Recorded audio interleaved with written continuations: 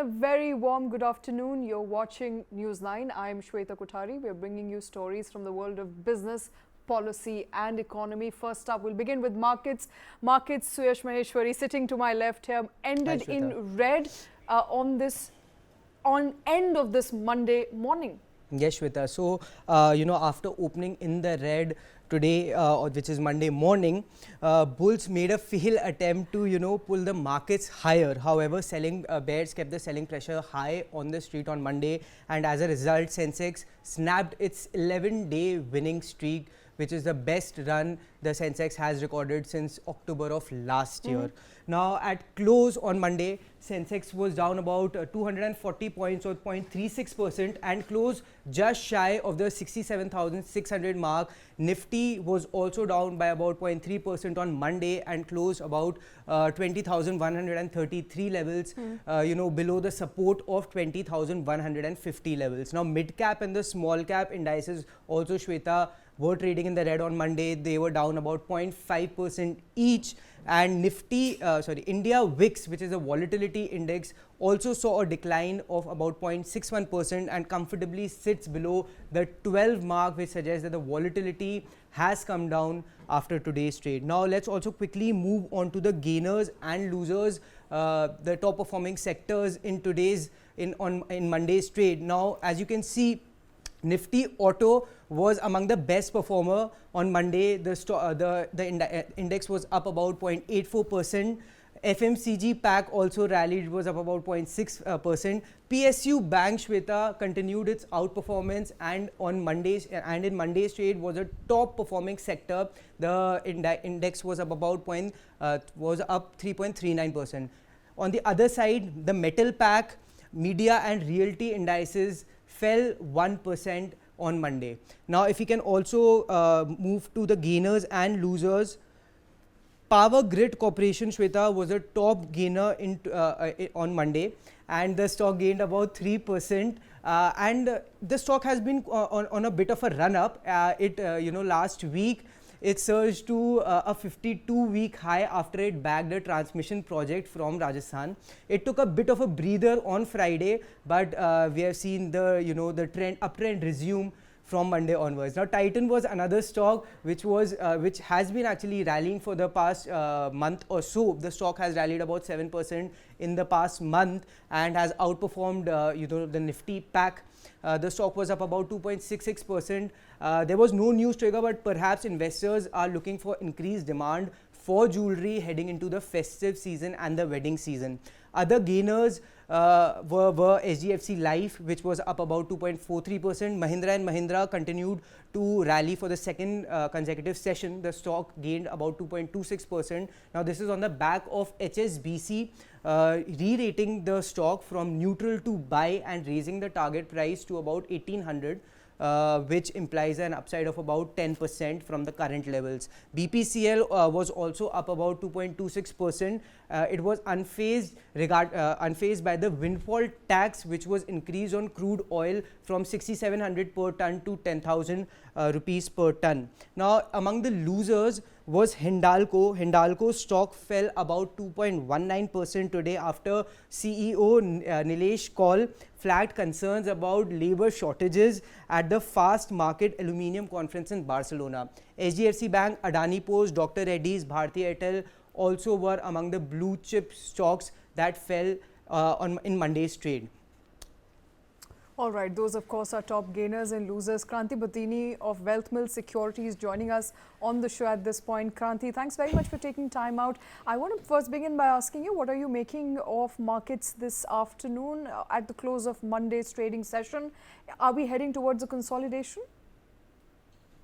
Yes, Shweta, given the kind of the current surge in the market from last couple of days and today's some kind of profit booking, we can expect some kind of consolidation, but we need to also consider today major parts of India is a holiday. Markets are in a holiday mode right now. So ahead of the holiday, we can see some kind of profit booking. But markets are trending at a very strong note. Today is some kind of profit booking, but the fundamental, the setup and the technical setup, whereas and the fundamental setup of the market is currently very strong at this point of time. So nothing to worry. It is just one of the just a kind of profit booking kind of day. Uh, and we can see some kind of positive momentum that's getting sustained. We need to see Nifty sustaining above 19,800. That's where we need to see some kind of concern. As long as Nifty is above that level, it's in a positive zone at this point of time. Shweta, just for one observation right now, despite of one hand, we can see some kind of profit booking, some kind of the factor that is called the two-digit factor we can see in the market right now. Investors are becoming frenzy. The stocks which are on two digits, they have been flying at this point of time. That's where the cause of concern. Investors need to make the due diligence before taking any such positions. If at all it's a trading positions, no problem. But if the stocks are not supported by fundamentals and if the stocks are keep on flying, that's where one need to be cautious in this market rally. Now, Kranthi, do you expect the subdued movement in the market to continue, especially because the FOMC will come out with its policy, decision on September 20th? Suyash, we witnessed a strong momentum in Indian markets and markets sustaining above 20,000 and giving a phenomenal gains in the past fortnight, what we witnessed. So market can get into a small period of consolidation phase at this point of time. In fact, that's good for the market also. We can't expect the market to keep on rise on a vertical note. What making this market to sustain at this point of time is we need to see the strong gush of liquidity in the market. Markets are supported by both retail, domestic institutional investors, especially the PMS mutual fund and the finally foreign portfolio investors. They have been buying on some days. So what we are seeing is the strong liquidity gush that's making the market to sustain above these levels, and also the positive commentary. The one hand, cool off of inflation. These are the factors helping the market to sustain at these levels. All right. Yes. Kranthi, also I just wanted to get your take on the stock of oil companies. Now, over the weekend we saw that government has hiked the windfall tax on crude oil from 6,700 per ton to about 10,000. Regardless of that, most oil like BPCL was among the top gainers today. ONGC pretty much traded flat throughout the session. So, what sort of an impact will you see for the oil companies? Two things, Suyash. One hand, we are at $90 per barrel right now. How far this range of the oil price can be sustained at this point of time, we need to see. One is a cause of concern. The other way is whenever the oil comes to these kind of $90 per range, what we can see is some kind of action in the global trade, and also the global momentum is concerned, the global growth is concerned, can get into a positive trend. That gives a neutral moment. One hand the positive, the other hand the negative. It gets neutral. Coming to the windfall tax imposing on these oil marketing companies and refiners, it can impact the earnings in a medium to short term basis. We need to wait and watch how the government are going to take the steps going ahead. We need to wait and watch at this point of time. As per the oil marketing companies are concerned, right now, the gush of liquidity, as we discussed about the liquidity that's coming into the market, this is getting channelized into the stocks which looks attractive in the medium to short term. So that's where the money is flowing and making those stocks, despite of some kind of negative news that's coming, that's absorbing, the news is getting absorbed by the liquidity and the attractive valuations of these stocks in the medium to short term. Okay. How worried are you with Brent crude over $93 a barrel? We were discussing this throughout the week, last week, to understand what imminent impact will be on India. Well, for consumers to begin with, there doesn't look like there's going to be any immediate impact to begin with. But in the long run, over the course of next 5 to 6 months, this is going to play up in a major way, not just for inflation, but also for consumption, for FMCG products, for all in all, a lot is going to get expensive in 5 to 6 months if the upward movement continues. Yeah, Shweta, you are absolutely correct. If the oil is going to rally. Okay, it's definitely going to have impact on the inflation, and also it's one of the major key raw material for many of the sectors. It can be paint, it can be, in fact, it's used in kind of FMCG products. Even toothpaste also have some kind of extraction that comes from crude oil. So it's a key factor for India. It's a linchpin for economy like India. So we need to wait and watch whether the level is the top up, or it's going to consolidate, or it can take a drift. We have news like the FOMC meeting. So all these things are lined up. But for a longer term basis, I'm quite bearish with respect to the crude oil is concerned. But in a medium to short term, the demand and supply places always the key role.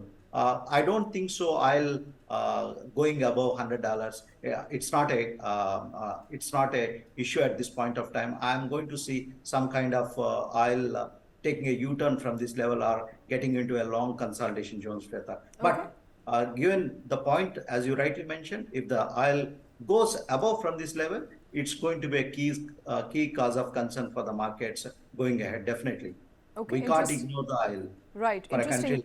Interesting. You said you don't see it touching $100 a barrel.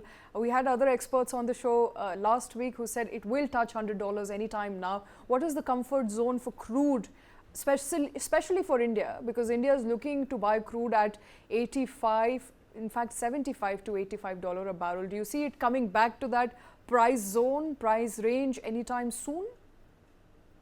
We can expect the price to come to the level of 85 to 90, that zone we can expect, Shweta. I'm not quite bullish with respect to the oil is concerned at this point of time, which is a good news for the country like India.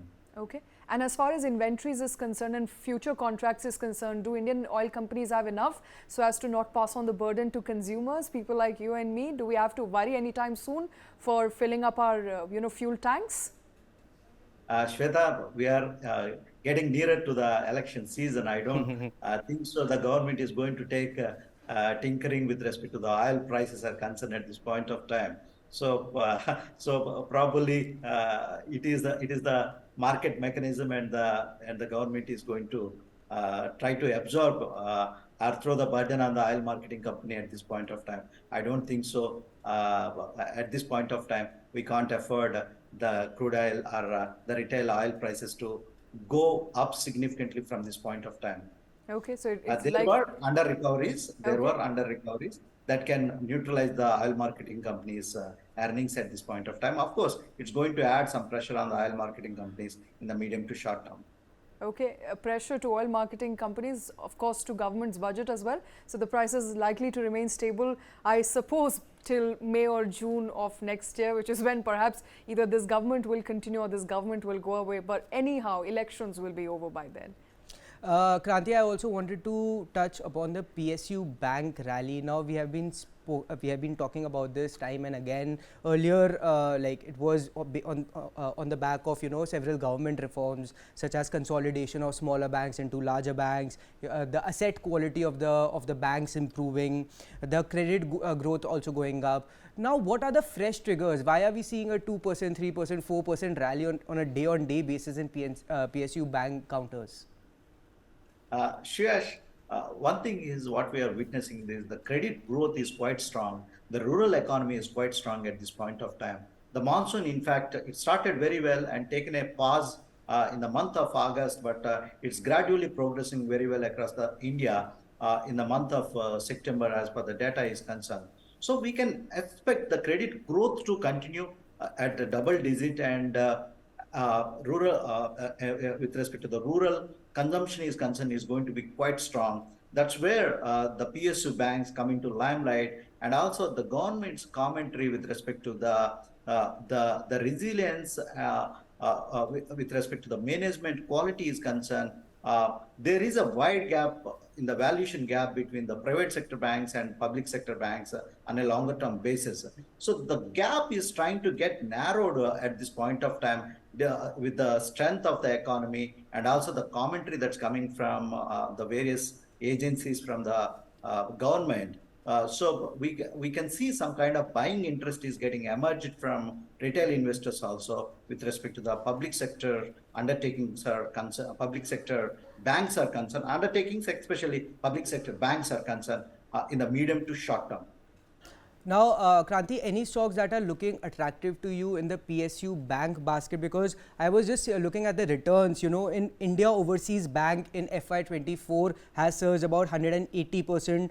Bank of Maharashtra has surged about 186%. Punjab and Sindh Bank has almost tripled. Punjab National Bank has almost doubled.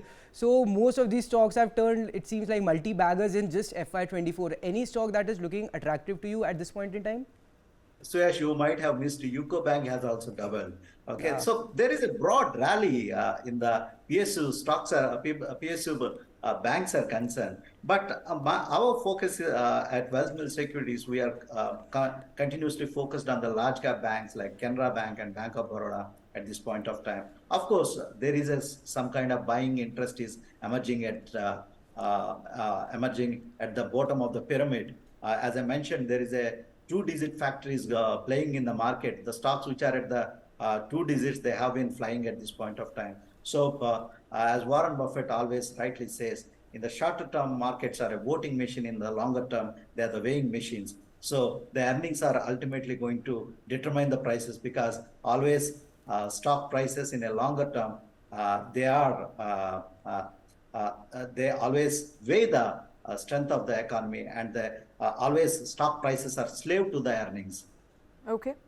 All right. You know, let's also quickly move on to a major IPO that we are tracking that is going to be coming up soon by the way of JSW Infrastructure. Suyash, take us through what's going to be on offer. Yes, Shweta. So the 2,800 crore public issue from the JSW group is all set to come out on September 29th. Now the price band for the issue has been set at 113 to 119 per equity share. Now, if you talk about the issue itself, Shweta, it will be a complete fresh issue. There will be no offer for sale. So basically, promoters are not selling any of their stake. New shares will be only issued. Now, also this will be JSW's first IPO in nearly 13 years. The last time they came out with an IPO was back in 2010 when they, carved out their energy business, also known as JSW Energy. Now, JSW Infra will use the proceeds from the fresh issue to repay debt of about 880 crore, and the remaining amount will go into funding its capex requirement. Now, also, if we can, these are the important timelines. I'll just quickly run you through it, Shweta. So the IPO opens on September 25th. It closes on September 27th. The basis of allotment, which is the date, on which who gets how many shares will be finalized. So that will be on October 3rd. A day after that, refunds will to the shareholders who are not allotted shares in the allotment process will get the refund on October 4th. The shares will be credited to the demat account of the shareholders on October 5th, and the likely or the tentative listing date for JSW Infra is October 6th. Now, if we can also quickly look at the financials of JSW Infra. Now, as you can see, assets have improved nearly like almost 30% from FY20 when it stood at about 7,191 crores to FY23 to the end of FY23 when they were about 9,450 crores. Now, revenue, Shweta, has jumped nearly 2.5 times from FY20 to FY23. In FY20, it was about 1,237 crores. As of FY23, it was 3,372 crore. Profit after tax has increased by a whopping 386% from 196.53 crores at the end of FY20 to about 749.5 crores. The company's net worth, Shweta, which is also the market capitalization of the company, has expanded by 60% in the same time period from 2,488 crore to 3,934 crore. Now, Kranthi, this is the first offering from JSW Group in nearly 13 years. What's your opinion on the IPO? Yes, Suyash, you rightly mentioned that, and given the points towards the JSW Infra is concerned. And last 6 months, we have not seen any kind of significant fundraising. All by and large, mid and small cap space has dominated the IPO market. And we have one marquee name like TVS in the last month that also from a strong group. Now the turn is for JSW Infra, which have a strong pedigree, and the company and the group which is more focused with respect to the infrastructure, with respect to the metal sector is concerned, the strong players. Now coming to at this point of time, the pricing is good and also backed by strong marquee names at this point of time. And there is a buying interest with respect to JSW Group is concerned, because the group as a conglomerate, it performed very well in the past 10 years. And this is one of the group to observe in the next coming decade also how it's going to pan out. They have been playing the cards consistently very well at this point of time. Okay. Investors with a longer term horizon, definitely they can subscribe for this IPO. The good point for this IPO is they're launching at a right time. When the story is just emerging, when the capex cycle is emerging, when the cycle is at an uptrend, the company is coming for the IPO. That's going to benefit, and that's going to attract the interest of both the institutional investors and the retail is concerned at this point of time. JSW Infra is concerned. All right, sufficient buying interest around JSW Infra and the IPO that is now in works. Kranthi, thank you so much for taking time out. Thank you for, taking time out of your busy schedule. I know you're traveling today, but thank you for being here once again on the show.